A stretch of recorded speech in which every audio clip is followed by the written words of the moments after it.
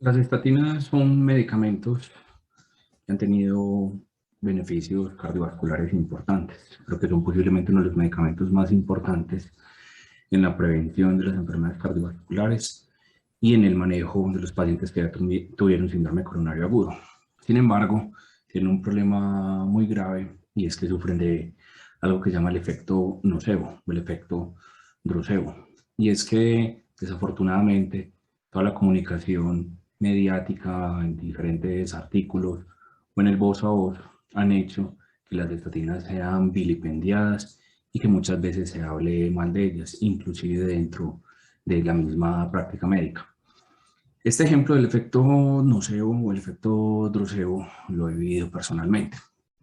No me demoré muchos años para poder definir el tratamiento de estatinas con mi papá, básicamente porque su riesgo cardiovascular era bajo, pero cuando cumplió cierta edad y desarrolló hipertensión arterial, definí que era el momento de iniciar tratamiento con estatinas con prevención primaria, con un colesterol LDL alrededor de 157, un riesgo Framingham entre 7.5% aproximadamente. En ese momento que pasó un riesgo de Framingham, decidí iniciar estatinas y aproximadamente a la semana me llama y me dice, ve, tengo como un dolorcito en las manos, me dijeron que era por las estatinas, yo creo que voy a suspender eso.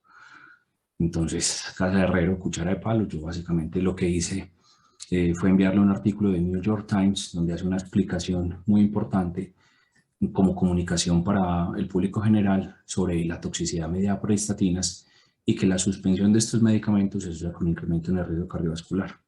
Más o menos a la semana me llamó y me dijo, ve Alejandro, hasta el dedo en gatillo me está mejorando. Entonces es parte de lo que sucede con los pacientes y es a veces sentarse y explicarles o ponerlos a leer algunos temas importantes y pueden entender que no todos los efectos adversos de los medicamentos son mediados por el medicamento y que existe algo que es el efecto nocebo.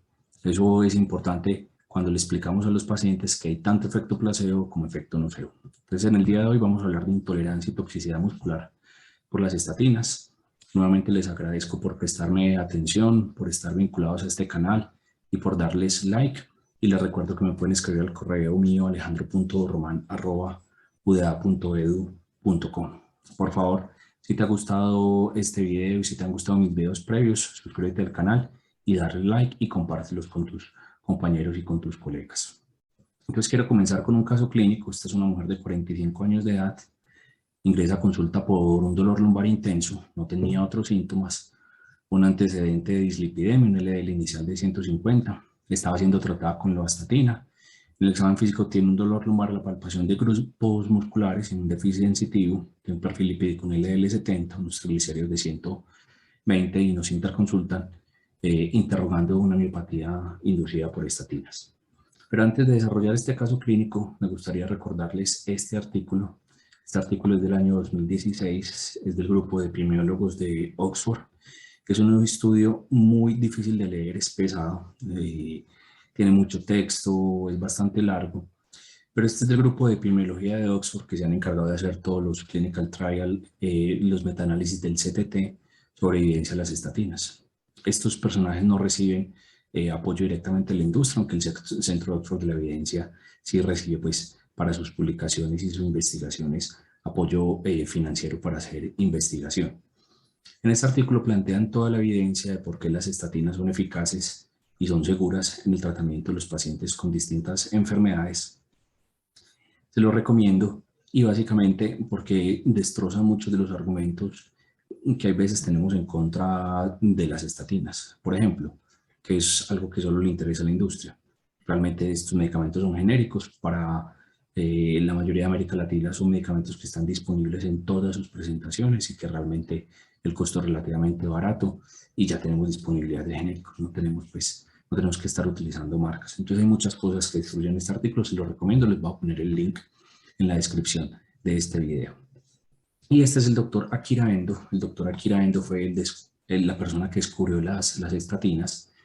Recordemos que él estuvo investigando el metabolismo del colesterol en Nueva York y básicamente hipotetizó que los hongos podían destruir los parásitos mediante la inhibición del metabolismo del colesterol y encontró la lovastatina derivada del hongo Aspergillus. Entonces, este fue la primera persona que descubrió las estatinas, y recordemos que las estatinas son relativamente nuevas en práctica clínica comparado con el resto de la historia de la medicina. Acá está el mecanismo de acción de las estatinas, inhiben la hidroximetilglutaryl coenzima reductasa. Miren que a partir de estas vías se producen muchas proteínas importantes, se produce la farnilación de muchas proteínas, e inclusive se producen algunas hormonas que son dependientes de colesterol, como las hormonas esteroideas. Y miren acá que básicamente las estatinas inhiben esta vía, y esta vía es muy importante porque aparte de que el colesterol tiene función en la estabilidad de la membrana, también esta vía produce proteínas preniladas, la ubiquinona, que son importantes para distintos metabolismos, como para distintas funciones del metabolismo, como vemos acá, por ejemplo, proteger fibras musculares del daño y la atrofia, o disminuir la reabsorción de las proteínas. Es decir, biológicamente, las estatinas potencialmente pueden tener efectos adversos importantes. Lo más importante es definir realmente cuál es la intolerancia a las estatinas. Hay muchos pacientes que le dicen que tienen intolerancia a las estatinas, pero las están utilizando inapropiadamente, o sus efectos adversos son secundarios a interacción con otros medicamentos, que es posiblemente la causa más frecuente, o efecto nocebo, o realmente porque tiene una indicación que no es la más correcta en aquellos pacientes, o aquellos pacientes que sí tienen la indicación no les estamos dando las estatinas.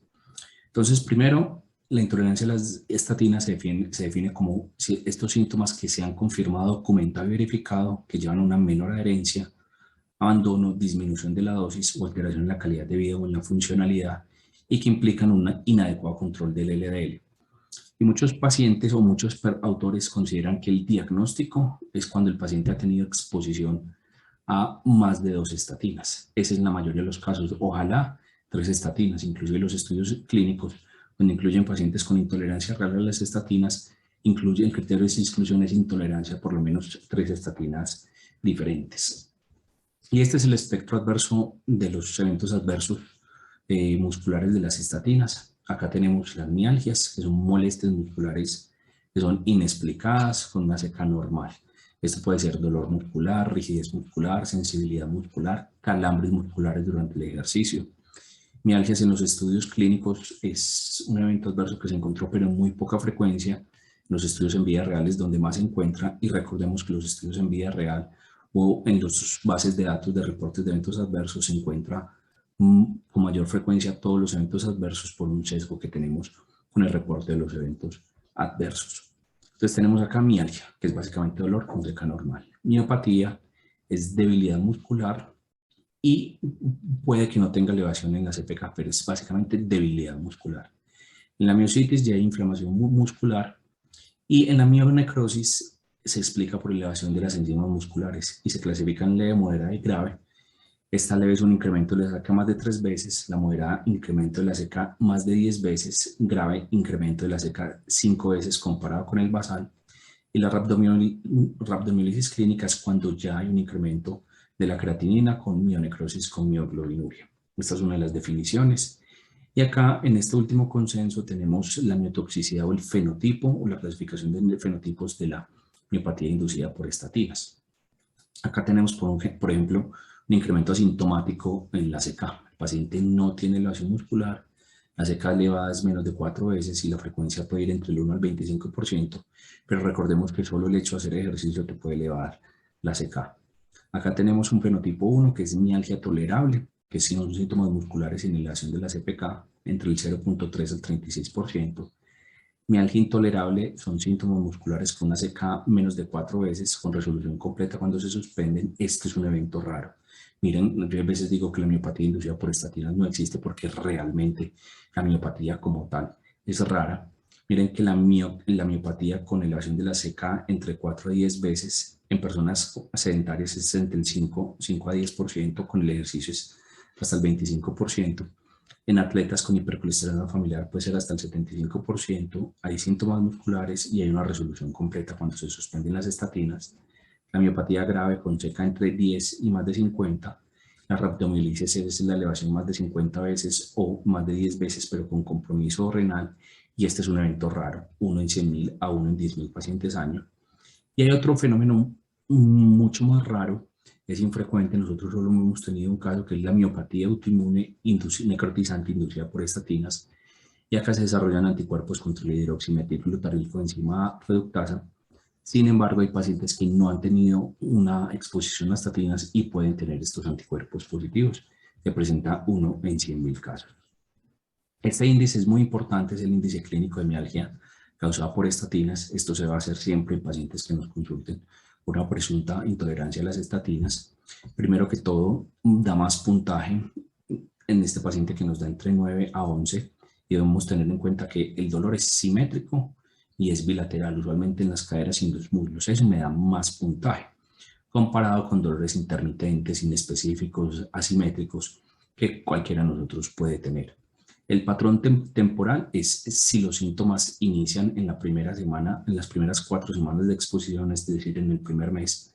Pero un paciente que lleve más de 12 meses tomando estatinas, que no haya tenido ningún síntoma muscular y después desarrolla síntomas musculares, puede ser por otra causa o está utilizando otro medicamento que puede inducir elevación del ACK. Si hay mejoría completa en menos de 2 semanas, adicionamos 2 puntos. Y si reintroduzco estatinas, recordemos que esto me da 3 puntos si aparecen los síntomas en el primer mes. Si los síntomas aparecen tardíamente, solo me da 1 punto. Recordemos que en intoxicidad por medicamentos, el efecto adverso debe presentarse después de la exposición al medicamento, y que cuando se suspenda el medicamento mejore el evento adverso y al reexponerse vuelva a aparecer el evento adverso. Entonces realmente estos criterios de Gregory son más difíciles de cumplir en la mayoría de los medicamentos. Factores asociados a la miopatía inducida por estatinas. Esto es importantísimo, la polimedicación. Muchas veces estos medicamentos se metabolizan por vías de la citocromo P, la 3A4, o por otras vías que interactúan con muchos medicamentos que utilizamos rutinariamente. Entonces la polimedicación puede afectar. Entre más alta sea la dosis de estatina, más posibilidad hay de que haya mialgia. El tipo de estatina. Recordemos que tenemos estatinas hidrofílicas y lipofílicas. Las hidrofílicas tienen más posibilidad de irse al músculo, como por ejemplo la atorvastatina. Las lipofílicas, como la rosuvastatina, no tienen esta capacidad. Entonces, por ejemplo, a mí en práctica clínica me gusta más utilizar rosuvastatina porque tiene menos posibilidad, por un lado, de interacciones por la vía de la citocromo P450, y por otro lado, menor captación en el músculo. Si hay ejercicio con consumo concomitante de estatinas, puede haber mayor posibilidad. El hipotiroidismo, entonces siempre descartamos hipotiroidismo y la deficiencia de vitamina D. Interacciones farmacológicas hay muchas. En esta tabla tenemos todos los medicamentos que se han reportado con interacciones farmacológicas con los estatinas, entonces es importante revisar estos medicamentos. Y desde el punto de vista genético, algunos pacientes pueden tener polimorfismos que predispongan más a una miopatía inducida por estatinas. Afortunadamente, con los avances genéticos vamos a tener disponibilidad de farmacogenómica y poder saber cuál es el fenotipo del paciente y poder ajustar su terapia con estatinas o la dosis de estatinas de acuerdo a su genotipo. La rhabdomiólisis es un evento raro, se define como cerca más de 10 veces con daño renal. Se caracteriza por dolor muscular, una necrosis masiva muscular, la orina está colúrica, está oscura y hay falla renal, que es la característica principal. La etiología de la rhabdomiólisis es múltiple, no es solamente por estatinas. Entonces puede haber trauma, ejercicio, hipoxia, defectos genéticos, trastornos metabólicos o electrolíticos. La última rhabdomiólisis que tuvimos en el hospital era una paciente con una cetoacidosis diabética con un estado mixto que llegó con un sodio de 184. Hizo una rhabdomiólisis por esa causa, pero la mayoría de los casos van a tener más de una causa y hay veces no encontramos factores asociados. Con respecto a estatinas, miren que solo responde por el 0.1% de la rhabdomiólisis y se asocia usualmente en el contexto de enfermedad hepática, renal, trastornos tiroideos, diabetes y polimedicación. Y usualmente van a aparecer tempranamente, en particular si se combinan estatinas con fibratos. La combinación atorvastatina-gemfibrozilo no es la más recomendada por este riesgo de estatinas de rhabdomiólisis, o simvastatina, que sí tiene más riesgo de rhabdomiólisis. Lo ideal sería, si uno quiere combinar con fibratos, rosuvastatina con fenofibrato, que es una combinación aprobada y es muy buena para el manejo de la hipercolesterolemia mixta, que es muy frecuente en América Latina y en nuestro país también. Entonces esa es una muy buena combinación con una posibilidad mínima de hacer rhabdomiólisis. Miren acá los distintos medicamentos asociados con rhabdomiólisis. Acá tenemos las estatinas, pero tenemos una gran cantidad de medicamentos asociados a esta enfermedad. La clínica, como les mencioné, es debilidad, dolor muscular y una orina color té, negro, color oscuro, y se va a presentar solo en 1 en 100.000 pacientes. es 0.44 por 10.000 pacientes años con estatina, es decir, menos de un paciente que tratemos por más de un año, 10.000 pacientes y en combinación con fibratos, como les mencionaba.